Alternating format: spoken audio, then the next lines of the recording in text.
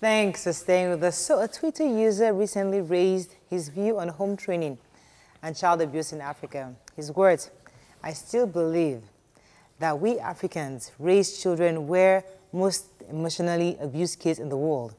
What we call home training is actually systematic or systemic abuse disguised as culture." Do you agree? To give us your view, you can call us on 070-806-68014. You could also tweet to us at TVC Connect. Please hashtag HearYouTVC so you can read your tweet. All right, so we all grew up with one form of, method where our parents come across as harsh.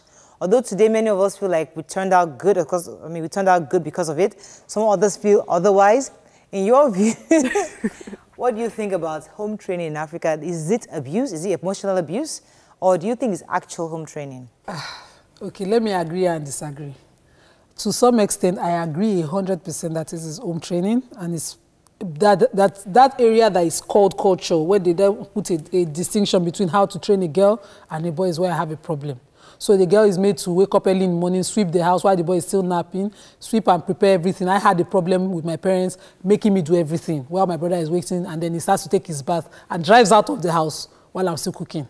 In the same car we're supposed to go to school together in. That was a problem. But when you talk about scolding a child, I always say it on this couch. So I had an issue recently with my girl. And I felt that when she was supposed to have been beaten, she wasn't beaten. Now she's an adolescent, she thinks that she's above correction. She doesn't know her place. And there's this thing called place, because when you're sorry, when you've been found, you've done something wrong and you're talking to an adult, someone old enough to give birth to you, right, there's an approach. Recent research has shown that maybe that form of discipline is maybe no longer appropriate in our climates, because definitely not. Because still very relevant. Definitely not. God bless you, Morayo, for going to the spoken to parts. Larry Olushola has even broken it down that there are different kinds of children. Some of them, they're touchy. Some of us is music, yes, and things that we hear. I realized as a very young child, and I used to say it to my mother all the time, that beating me was not the solution. I became hardened. Say, hey, Shebi is just to beat me. But the one time my father will call me and tell me what I did wrong, I will understand and I will become remorseful, sometimes to the extent of crying. Right. There's a difference. So there's also verbal abuse of children. When you see somebody, almost, you know, those kind of things. We hear those things. Those are abuses too. That hurts me more. But you will say that child was verbal. Okay, so would you say the child was verbal? In some areas, in some states, my husband is from Ikiti State, trust me, when you hear them talking, there's some words that you're wondering, what the heck is going on here? The child grows up knowing that it's a cautionary word. It was a problem for me and my husband, because to him it was normal, for me it was totally abnormal.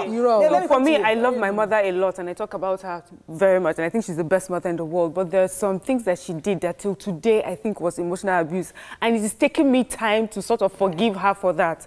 My mom has this sarcastic way of doing things where she says, you come... It's an African thing now. No, but is it right? Bring a cup, and you bring the cup. Then she says, put it on my head. Now. That's how she was raised. I know, but it was so traumatizing for me growing up, you know. She would not say, put it on the table. I just did not know what to do. I was not born with instructions on what to do, you know, with her. I tried it on my child one day. Wait. Hang in there. I said, put it on my head. My child puts it on my head. And I mean...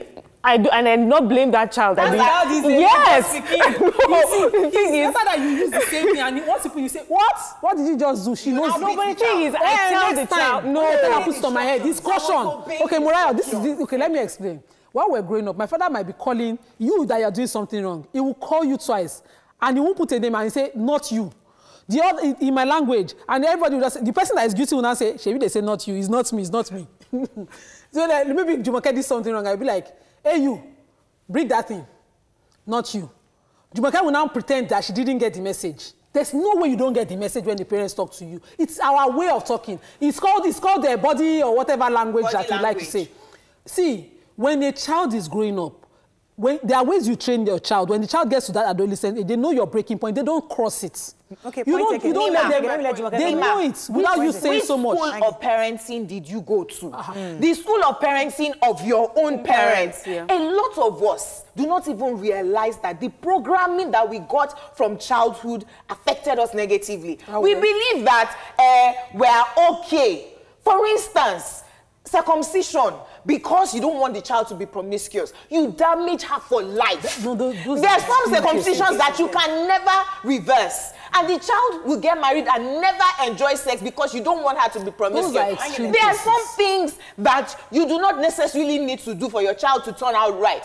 Speak to them, correct them. Even from inside the womb, I hear that babies listen. Okay. So when you tell us things... agree with you. You see, but you see, in fairness, I have read, many of us have done the similar studies and understood what Larry Olushola and others have told us. And I have tried to implement. I will not lie. I tell my child, I have a conversation with him, but sometimes it's until I bag that baby. No. Until I spank that child, you know why, I get the result I want. I say it's your wiring? Because it's easier for you to just spank her and she gets it, she's afraid. I talk to her, but she still messes up. Listen, I talk again, she still messes up. The people who are teaching us to do the right thing, they say continually do it over and over again. Do you know why we get angry in marriages? Because we are impatient. Continue to talk to the child. It's not a switch. They're not going to change in one day. See, I understand where Mariah is coming from, and I've always tried to do like the proper, what I think is the proper parenting, where I talk to my child. And I noticed that with my children, my son is better to talk to him. If you talk to him, he will remember that for a long time. Yes. If you hit him, he will not.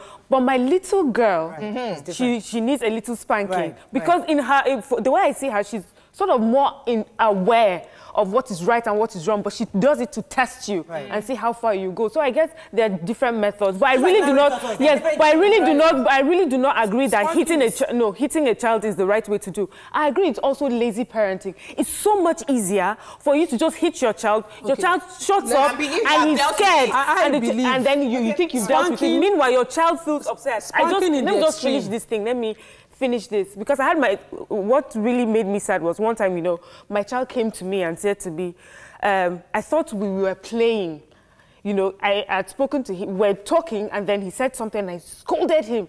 He says, Mommy, I thought you were playing. Sometimes you are nice, sometimes you're not nice. And because I was confusing this child, we were talking. But you know how the African thing is, okay, I was talking to you because I'm not your mate. Then you now said something. Instead of correcting him and saying, this is how you should do it next time, you instead scold the person or shout at the person. Yes, it can be an abuse. Like I said, I want to agree and disagree. But it's not a method I will totally throw out. Now, I remember my mother knowing when to spank me and when to talk to me. I, as a child, I was a very bold child. I was very careless about anybody's emotions. I could talk to any adult. So one woman abused me in the neighborhood, and I said to her, she called me Omoshi, I called her Iyoshi.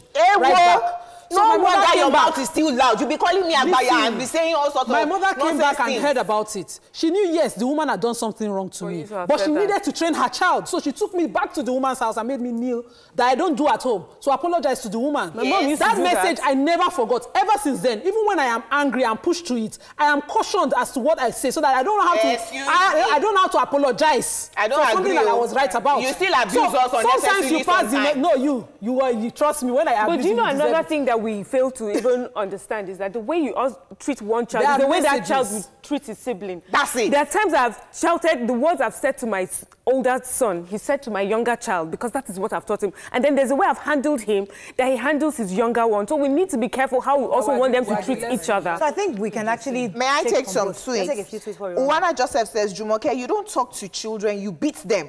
That's what they understand. Words are for adults. I'd just quickly like to disagree with Uwana. It's when you refuse to talk to them when they're children, you will now need to be beating them when they're adults. Okay. They actually listen. No, excuse me. Before 4 p.m.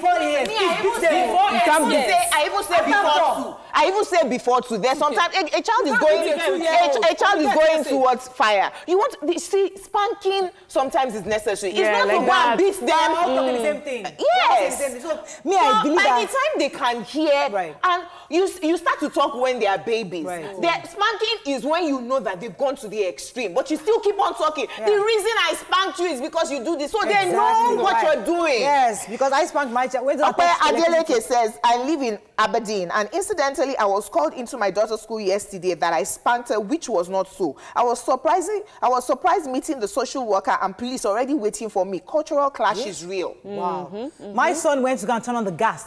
First time, I told him, don't. I did exactly what Lanre Olushola told us to do. Yeah. The next time you...